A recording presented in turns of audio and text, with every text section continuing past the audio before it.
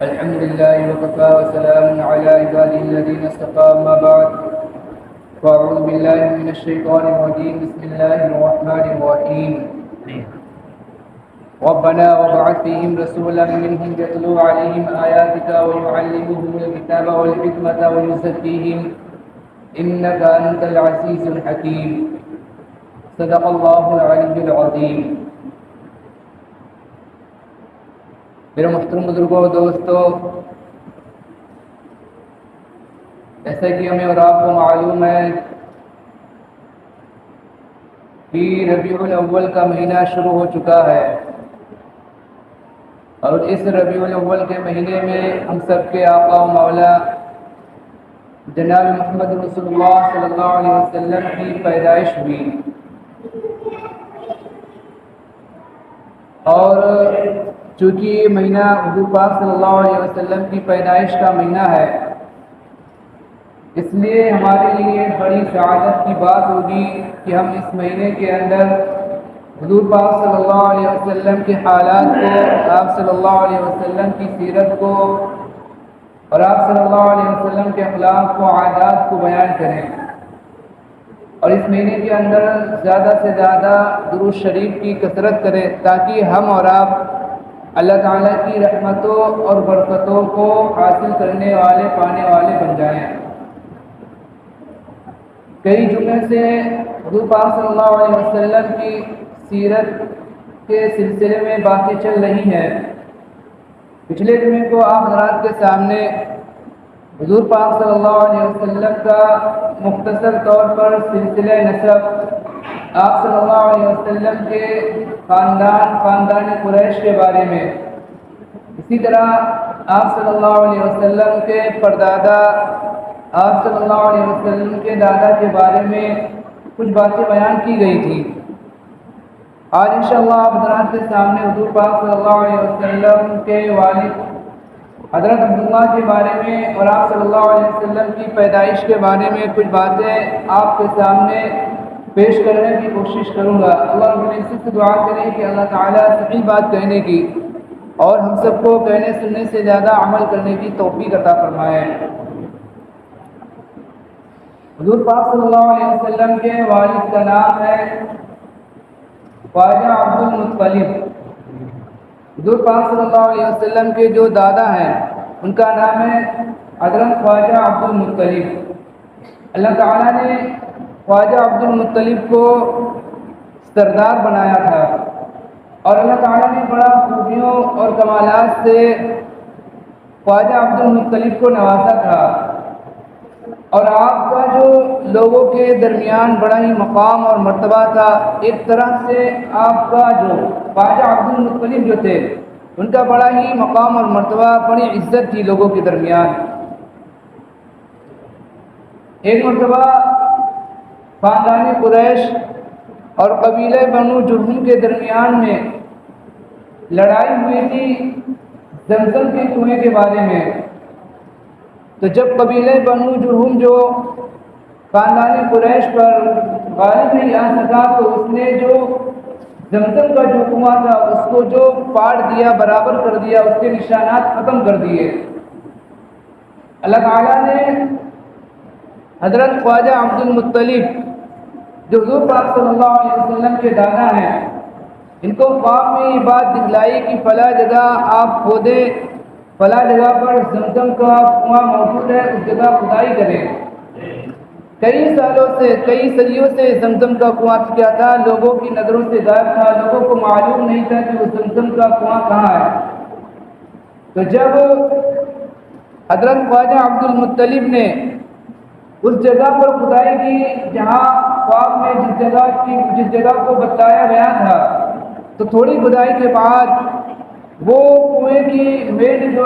ظاہر ہو گئی اور زمزم کا کنواں ظاہر ہو گیا۔ تو جو دشمن تھے، جو حاسدین تھے، اس لیے کہ زمزم کا کنواں جو تھا کافی عرصے سے لوگوں سے غائب تھا، لوگوں کو معلوم نہیں تھا، پٹا ہوا تھا کہ اس جگہ زمزم کا کنواں ہے۔ تو اللہ تعالیٰ نے جب حضرت خواجہ عبد المطلب کے ذریعے سے اس زمزم کے کنویں کا دوبارہ ظہور فرمایا، دوبارہ ظہور کیا، تو یہ بڑی عزت اور بڑے احترام کی بات تھی۔ تو جو حاسدین تھے، جو حسد کرنے والے تھے، جو دشمن تھے، انہوں نے اس زمزم کے کنویں کو خراب کرنا شروع کر دیا۔ تو حضرت خواجہ عبد المطلب نے اللہ تعالیٰ سے دعا کی کہ یا اللہ، یہ زمزم کا جو کنواں جو ہے یہ پینے والوں کے لیے تو صحیح ہے، لیکن اگر کوئی اس کا برا چاہ رہا ہے تو آپ ہی اس کو دیکھنے والے ہیں، آپ ہی اس کو سمجھنے والے ہیں، آپ ہی اس کے ذمہ دار ہیں۔ تو پھر اللہ تعالیٰ نے ان لوگوں کے لیے، ان لوگوں پر جنہوں نے زمزم کے کنویں کو خراب کرنا چاہا تھا، بیماری کو مسلط کر دیا، وہ لوگ بیمار ہونے لگے۔ اس طرح ان لوگوں کی جو حاسدین تھے، جو دشمن تھے، ان لوگوں کی ہمتیں پست ہو گئیں اور وہ اپنے اس برے کام سے، اس برے فعل سے باز آ گئے۔ اسی موقع پر حضرت خواجہ عبد المطلب نے اللہ تعالیٰ سے یہ دعا کی کہ اللہ، اگر اللہ آپ نے مجھے 10 بیٹے عطا فرمائے اور وہ نوجوان 10 بیٹے عطا فرمائے تو میں ایک بیٹے کو آپ کی بارگاہ میں قربان کروں گا۔ تو اللہ تعالیٰ نے ان کی یہ دعا قبول فرمائی اور ان کو 10 خوبصورت، جوان اور طاقتور بیٹے عطا فرمائے۔ چنانچہ ایک مرتبہ حضرت خواجہ عبد المطلب نے خواب میں دیکھا کہ کوئی کہنے والا ان سے کہہ رہا ہے کہ آپ اپنی نظر کو پورا کیجئے، آپ نے نظر مانی تھی کہ 10 بیٹوں میں سے ایک بیٹے کو اللہ کی بارگاہ میں قربان کریں گے، آپ اپنی اس نظر کو پورا کیجئے۔ چنانچہ خواجہ عبد المطلب جب بیدار ہوئے تو اپنی نظر کو پورا کرنے کے لیے وہ پورے تیار ہو گئے، لیکن 10 بیٹوں میں کس کو قربان کرنا ہے اس کے لیے انہوں نے قرآن ڈالا۔ قرآن ڈالنے کے بعد اللہ تعالیٰ کا کرنا ایسا ہوا کہ نام جو حضور پاک صلی اللہ علیہ وسلم کے والد حضرت عبداللہ کا نام نکلا قرآن کے اندر۔ چنانچہ جب حضرت عبداللہ کو قربان کرنے کے لیے لے جانے لگے خواجہ عبد المطلب، تو جو ان کی بہنیں تھی وہ رونے لگیں کہ ہمارے بھائی کو آپ کہاں لے کر جا رہے ہیں۔ پھر لوگوں کے درمیان مشورہ ہوا، مشورے میں یہ بات طے ہوئی کہ ایسا کیا جائے کہ ایک طرف تو 10 اونٹوں کو رکھا جائے اور ایک طرف عبداللہ کو رکھا جائے اور پھر قرآن ڈالا جائے، جس کے نام قرآن نکلے اس کو قربان کر دیا جائے، اگر اونٹوں کے نام قرآن نکلے تو اونٹوں کو قربان کر دیا جائے۔ تو اس طرح یہ رائے لوگوں کو پسند آئی، قرآن ڈالا گیا، ایک طرف 10 اونٹ رکھے گئے، ایک طرف حضرت عبداللہ کو رکھا گیا، قرآن ڈالا گیا، لیکن اللہ تعالیٰ کا کرنا ایسا ہوا کہ پھر جو نام آیا وہ حضرت عبداللہ حضور پاک صلی اللہ علیہ وسلم کے والد کا نام آیا۔ پھر اس طرح دوبارہ قرآن ڈالا گیا، ایک طرف 20 اونٹ رکھے گئے، ایک طرف حضرت عبداللہ کو رکھا گیا، پھر بھی حضرت عبداللہ کا نام آیا، حضور پاک صلی اللہ علیہ وسلم کے والد کا نام آیا۔ پھر تیسری مرتبہ بھی یہی کیا گیا، 30 اونٹ کر دیے گئے اور ایک طرف حضور پاک صلی اللہ علیہ وسلم کے والد کو رکھا گیا، پھر قرآن ڈالا گیا، پھر جو نام جو حضور پاک صلی اللہ علیہ وسلم کے والد کا آیا۔ اس طرح کرتے کرتے کرتے کرتے 100 اونٹ تک گنتی چلی گئی اور ایک طرف 100 اونٹ رکھے گئے اور ایک طرف جو حضور پاک صلی اللہ علیہ وسلم کے والد حضرت عبداللہ کو رکھا گیا، قرآن ڈالا گیا۔ جب 100 اونٹ ہو گئے تو پھر قرآن جو اونٹوں کے نام نکلا، اس طرح جو قربانی جو اونٹوں کی کر دی گئی اور حضور پاک صلی اللہ علیہ وسلم کے والد ماجد حضرت عبداللہ کی جان بچ گئی۔ اللہ تعالیٰ نے دنیا کے اندر جتنے بھی نبی اور رسول بھیجے، جتنے بھی نبیوں اور رسولوں کو اللہ تعالیٰ نے دنیا کے اندر مبعوث فرمایا، تمام کے تمام نبی اور رسول جو ان کا سلسلہ جو ہے وہ انتہائی پاکیزہ سلسلہ ہے، ان کے سلسلے کے اندر ذرہ برابر کسی غلط فہمی کا، کسی بھی شک و شبہ کی گنجائش نہیں۔ اللہ تعالیٰ نے تمام نبی اور رسولوں کو جو سلسلہ عطا فرمایا تھا وہ سلسلہ نسب جو ہے وہ انتہائی پاکیزہ سلسلہ نسب ہے۔ حضور پاک صلی اللہ علیہ وسلم نے ارشاد فرمایا وَلِدْتُ مِن نِكَاحٍ لَا مِن سَفَاحٍ، کہ میری پیدائش جو ہوئی ہے وہ نکاح کے ذریعے سے ہوئی ہے، غلط طریقے سے، حرام کاری کے ذریعے سے میری پیدائش نہیں ہوئی۔ اللہ تعالیٰ نے جتنے بھی نبی اور رسولوں کو اس دنیا کے اندر مبعوث فرمایا، ان تمام نبی اور رسولوں کا جو سلسلہ نسب ہے وہ انتہائی پاکیزہ سلسلہ نسب ہے، انتہائی اعلیٰ جو سلسلہ نسب اللہ تعالیٰ نے اپنے نبیوں اور رسولوں کو عطا فرمایا، تاکہ کسی انسان کو اللہ تعالیٰ کے نبی اور رسول پر، کسی انسان کو اللہ تعالیٰ کے نبی اور رسول پر انگلی اٹھانے کی جرأت نہ ہو، کوئی کسی نبی کو ذلت اور حقارت کی نظر سے نہ دیکھے۔ اس لیے اللہ تعالیٰ نے نبی اور رسولوں کو بہت ہی اعلیٰ جو سلسلہ نسب عطا فرمایا۔ تو حضور پاک صلی اللہ علیہ وسلم کے جو والد ہیں حضرت عبداللہ، ان کا جو نکاح ہوا قبیلہ بنو زہرہ کی ایک بہت ہی معزز خاتون حضرت آمنہ سے ان کا نکاح ہوا، اور نکاح کے نتیجے میں اللہ تعالیٰ نے حضور پاک صلی اللہ علیہ وسلم کو اس دنیا کے اندر وجود بخشا۔ جب حضور پاک صلی اللہ علیہ وسلم اپنی ماں کے بطن کے اندر سے، حضرت آمنہ جو حمل سے تھی، پیٹ سے تھی، تو وہ خود بیان فرماتی ہیں کہ مجھے جو بالکل بھی بوجھ محسوس نہیں ہوا، اور میں نے جو اپنے حمل کے دوران میں بہت ہی طرح کی عجیب و غریب اللہ تعالیٰ کی برکتوں کا، رحمتوں کا ظہور دیکھا، اور عجیب و غریب طرح کے میں نے خواب دیکھے، مجھے عجیب و غریب طرح کے خواب دکھائے جا رہے تھے، جس سے یہ اندازہ ہوتا تھا کہ جو بچے کی پیدائش ہونے والی ہے وہ بچہ کوئی معمولی بچہ نہیں ہے، بلکہ وہ اللہ تعالیٰ کا انتہائی مقرب بندہ ہے، کوئی نبی یا تو رسول ہے۔ خود حضرت آمنہ بیان فرماتی ہیں، چنانچہ جب حضور پاک صلی اللہ علیہ وسلم کی پیدائش ہوئی تو تمام گھر جو روشنی سے بھر گیا، تمام گھر جو کیا تھا منور ہو گیا، روشنی سے بھر گیا۔ جب حضور پاک صلی اللہ علیہ وسلم کی پیدائش ہوئی تو کسریٰ جو فارس کا بادشاہ تھا، اس کے آتش کدے کے اندر صدیوں سے، کئی سو سال سے ایک آگ جل رہی تھی جو ہمیشہ جلتی رہتی تھی، کبھی دن و رات میں 24 گھنٹے میں کبھی بھی ایک سیکنڈ کے لیے بھی وہ آگ بجھتی نہیں تھی۔ لیکن جب حضور پاک صلی اللہ علیہ وسلم کی پیدائش ہوئی تو وہ آگ جو یکایک بالکل اچانک کیا ہوئی بجھ گئی، اور اس کے محل کے جو 14 کمبورے تھے وہ ٹوٹ کر گر گئے۔ ایک نہر تھی، نہر ساوا، وہ بھی اچانک کیا ہو گئی، وہ بھی اچانک خشک ہو گئی۔ لوگوں کے اندر کلبلی مچ گئی کہ آخر یہ اچانک سے کیسے ہو گیا۔ وہ آگ جو صدیوں سے چلتی چلی آ رہی تھی، جل رہی تھی، بالکل ایک منٹ کے لیے، ذرہ برابر بھی کسی سیکنڈ کے لیے وہ بجھتی نہیں تھی، وہ کیسے بجھ گئی؟ اور یہ 14 کمبورے جو محل کے تھے وہ اچانک سے کیسے گر گئے؟ تو لوگوں کے اندر کلبلی مچ گئی۔ جو پرانے لوگ تھے، جو کتابوں میں جاننے والے تھے، انہوں نے کہا کہ نبی آخری زمان کا ظہور ہو چکا ہے، اور یہ 14 جو کمبورے گرے ہیں، یہ محل کے جو 14 کمبورے گرے ہیں، اس کا مطلب یہ ہے کہ بادشاہ کی 14 نسل کے بعد جو ہمیشہ کے لیے بادشاہ ختم ہو جائے گی۔ چنانچہ ایسا ہی ہوا۔ حضرت عثمان غنی رضی اللہ تعالیٰ عنہ کے زمانے میں کسریٰ کی 14 نسل مکمل ہو گئی، پوری ہو گئی، اور پھر اس کے بعد ہمیشہ کے لیے کسریٰ کی حکومت ہمیشہ کے لیے کیا ہو گئی، ختم ہو گئی۔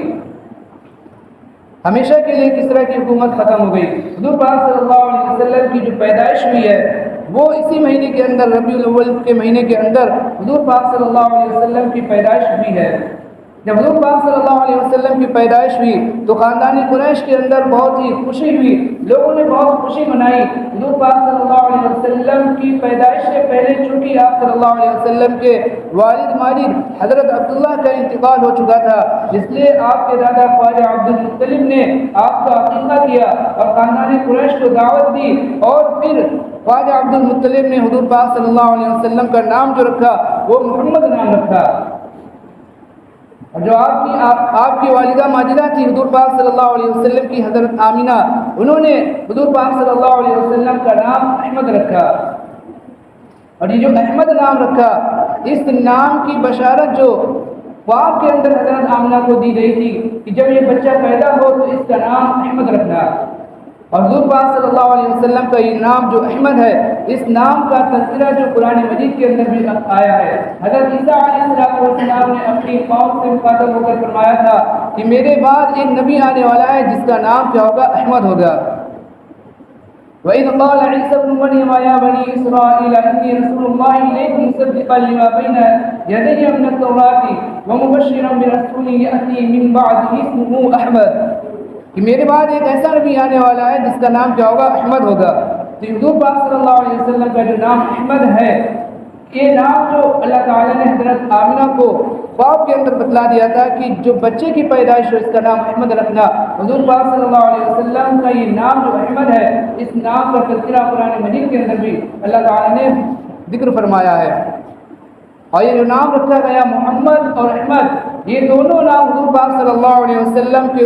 اوپر انتہائی فٹ بیٹھتے ہیں۔ حضور پاک صلی اللہ علیہ وسلم پر کامل درجے پر حضور پاک صلی اللہ علیہ وسلم پر فٹ بیٹھتے ہیں۔ محمد کے نام ہے، معنی ہے، محمد نام کے معنی ہے جس کی تعریف کی جائے، جس کی حمد بیان کی جائے، جس کی تعریف کی جائے۔ حضور پاک صلی اللہ علیہ وسلم پر یہ بات بالکل فٹ بیٹھتی ہے۔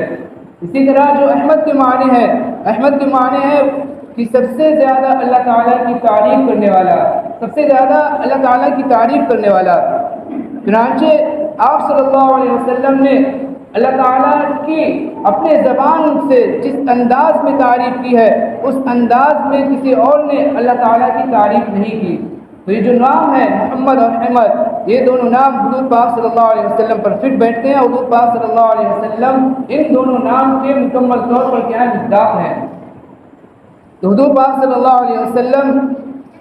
کی پیدائش کے بعد آپ صلی اللہ علیہ وسلم کا عقیقہ کیا گیا، خاندان قریش کو دعوت دی گئی اور آپ صلی اللہ علیہ وسلم کا نام رکھا گیا۔ اور خواجہ عبد المطلب جو حضور پاک صلی اللہ علیہ وسلم کے دادا ہیں، ان کو حضور پاک صلی اللہ علیہ وسلم سے انتہائی درجے کی محبت تھی، بہت محبت فرمایا کرتے تھے۔ اس کی وجہ یہ بیان کی گئی ہے۔ ایک وجہ یہ بھی تھی کہ حضور پاک صلی اللہ علیہ وسلم کے جو والد محترم ہیں، جو والد ماجد حضرت عبداللہ تھے، ان کی جو وفات جو حضور پاک صلی اللہ علیہ وسلم کی پیدائش سے پہلے ہی وفات ہو چکی تھی۔ حضور پاک صلی اللہ علیہ وسلم جو یتیم پیدا ہوئے تھے، پیدائش سے پہلے ہی حضور پاک صلی اللہ علیہ وسلم کے والد کی وفات ہو چکی تھی، اور آپ کے دادا کو خواجہ عبد المطلب کو حضرت عبداللہ سے انتہائی درجے کی محبت تھی، اس لیے کہ 100 اونٹ قربان کر کے حضرت عبداللہ کی جان بچائی تھی۔ اس وجہ سے